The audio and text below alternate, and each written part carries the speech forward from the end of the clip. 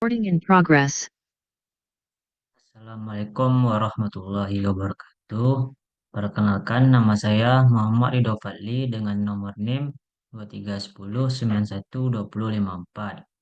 Kesempatan kali ini saya akan mencoba membahas eksempel chapter 5 nomor 7, yang mana soalnya itu output daya dari turbin uap adiabatik adalah 5 megawatt, dan kondisi masuk dan keluarnya uap adalah seperti yang ditunjukkan pada gambar 531. Kita coba lihat pada gambar 531, itu ada beberapa nilai yang sudah diketahui. Yang mana pertama, pada pemasukannya itu tekanan P1 sama dengan 2 MPa. Untuk T1 sebesar sama dengan 400 derajat Celcius, dan V1 atau kecepatannya itu 50 meter per sekon, dan Z1 atau elevasinya itu sebesar 10 meter.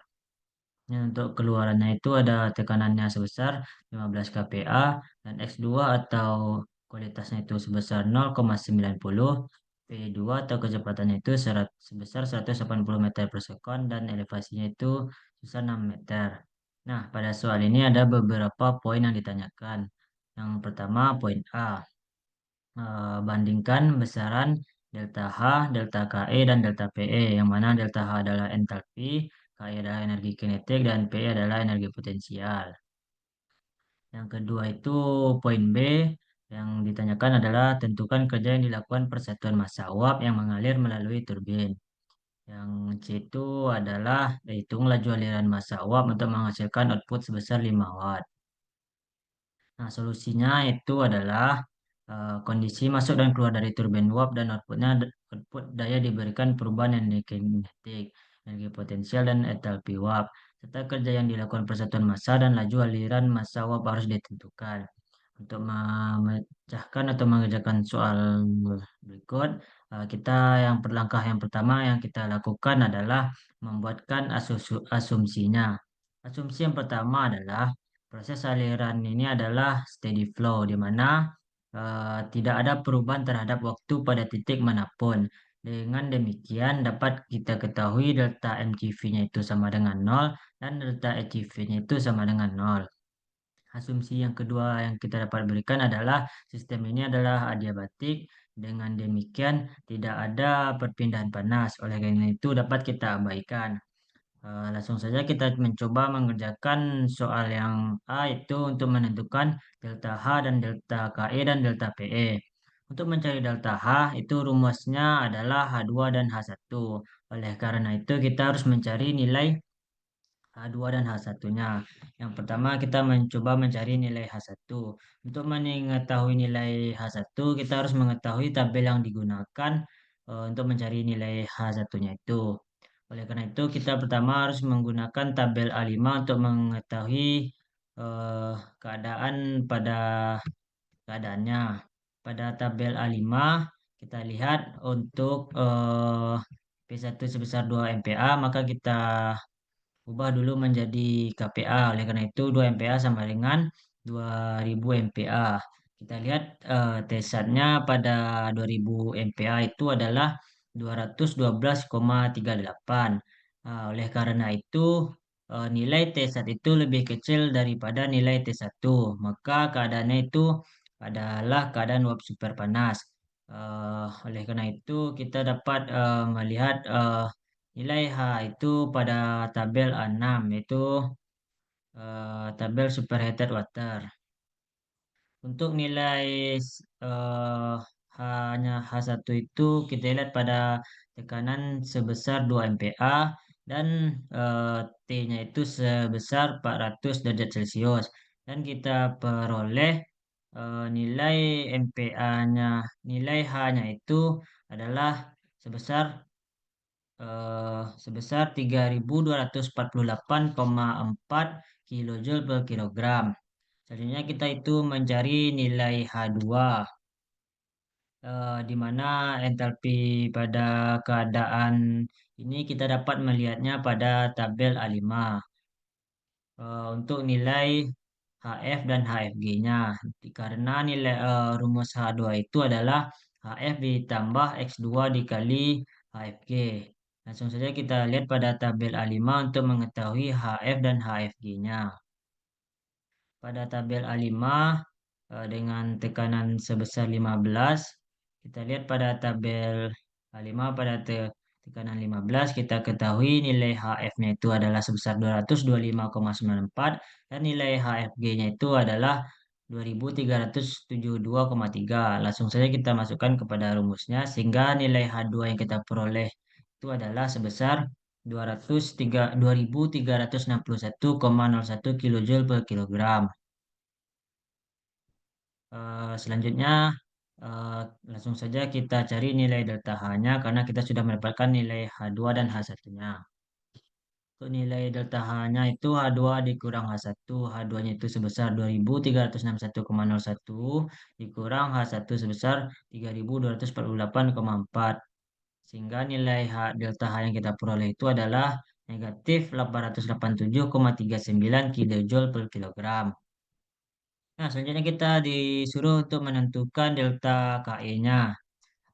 Di mana rumus delta KE ini adalah V2 kuadrat dikali V1 kuadrat per 2.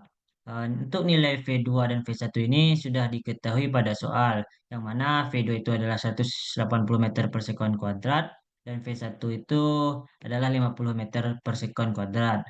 Eh, karena diminta dalam per unit massa, kita kalikan 1 kilo, kita kalikan dengan 1/1000. Oleh karena itu, delta KE kita dapatkan sebesar 14,95 kilojoule per kilogram. Selanjutnya untuk menentukan delta PE. Nah, rumus yang digunakan untuk menentukan delta PE sendiri adalah G dikali dengan Z2 dan dikali G dikali Z2 dikurang Z1. Z2 dan Z1 ini kan sudah ditemukan sudah ada pada rumus sehingga nilai G yang kita gunakan adalah 9,81. Langsung saja kita kalikan dengan Z2 dan eh, kita kalikan dengan hasil pengurangan dari Z2 dan Z1 di mana didapatkan untuk delta PE kita sendiri adalah negatif 0,04 kilojoule per kilogram. Nah, selanjutnya kita mencari nilai eh, selanjutnya nomor B itu kita mencari kerja yang dilakukan persatuan massa uap yang mengalir melalui turbin.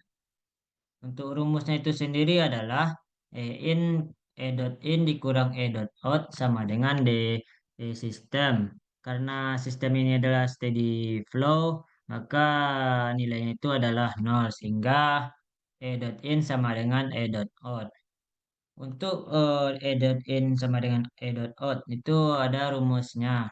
Untuk E dot in itu rumusnya adalah M dot dikali H1 ditambah V1 kuadrat per 2 ditambah dengan gravitasi dikali dengan elevasi 1. Dan E dot out itu sama dengan V dot out ditambah M dot dikali H2 ditambah V2 kuadrat per 2 dikali gravitasi per elevasi 2. Membagi, sebenarnya kita bagi dengan lajuran M dot dan substitusi dilakukan oleh eh, persatuan massa. Maka nilai W out yang kita dapatkan itu menggunakan rumus H2 dikurang negatif H2 dikurang H1 ditambah V2 kuadrat dikurang V1 kuadrat per 2 ditambah gravitasi dikali Z2 dikurang Z1. Karena rumus itu kita lihat sama dengan nilai-nilai yang kita butuhkan pada nilai pada soal yang pertama yaitu terdapat delta H delta H, delta KE dan delta PE. Karena itu langsung saja kita masukkan nilai delta H, delta KE dan delta PE-nya karena sudah kita temukan pada soal yang A tadi. Untuk delta H sama dengan negatif 887,39, delta KE adalah positif 14,95 dan delta PE sebesar 0,04. Sehingga nilai W out yang kita peroleh adalah 872,48 kilojoule per kilogram. Selanjutnya kita untuk mencari eh, s- eh, laju aliran yang terakhir tuh kita bicara adalah laju aliran massa untuk menghasilkan output sebesar 5 MW. Untuk mencari laju aliran massa, rumus yang kita gunakan itu adalah M dot sama dengan W dot out per W out, di mana W dot out itu adalah 5.000 kilojoule per sekon dan W out itu 872,48 kilojoule per kilogram. W out ini adalah nilai B yang kita cari tadi, sehingga dapat kita temukan bahwa laju aliran massanya itu adalah 5,73 kilogram per sekon. Nah, mungkin itu pertanyaan yang dibutuhkan dari soal ini sudah terjawab. Langsung saja ke diskusinya. Itu ada dua pengamatan yang dapat kita lakukan dari hasil yang sudah kita temukan. Yang pertama itu adalah perubahan energi potensial tidak signifikan dibandingkan dengan perubahan entalpi dan energi kinetik. Hal ini biasa terjadi pada sebagian besar perangkat teknik. Kedua, sebagai akibat tekanan rendah dan volume VCP yang tinggi, kecepatan uap di pintu keluar turbin bisa sangat tinggi. Namun, perubahan energi kinetik adalah sebagian kecil dari perubahan entalpi, yang mana itu adalah 2% dalam kasus ini. Oleh karena itu, nilainya sering diabaikan. Nah, mungkin itu saja yang dapat saya jelaskan mengenai eksempel 57 ini. Eh, saya ucapkan terima kasih. Assalamualaikum warahmatullahi wabarakatuh.